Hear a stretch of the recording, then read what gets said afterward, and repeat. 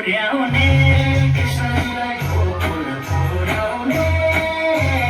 गोकुल पुर्याउने हो गोकुल पुर्याउने कंसको त्यो जेलखानाबाट गोकुल पुर्याउने कंसको त्यो जेलखानाबाट गोकुल पुर्याउने नारायण हरि हरि हे राम राम राम राम वासुदेवले आँखाभरि आँसु पारे म यस्तो स्थितिमा छु यो बालकलाई कसले गोकुल पुर्याइदेला तुरुन्तै अनौठो चमत्कार भयो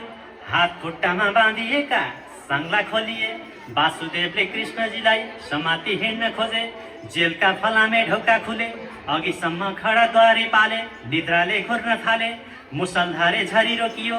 वासुदेवले कृष्णलाई टोकरीमा राखेर जलमग्न यमुना पस्दा यमुना नै घटेर सानी भइन् सुन्यौ अनि के भो ए गोकुल जानु भो ए कृष्णजी गोकुल जानु भो गोकुल जानु भो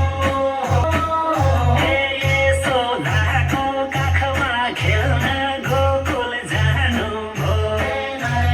यशोदाको काखमा खेल्न गोकुल जानु भो नारायण हरि हरि हे राम राम राम राम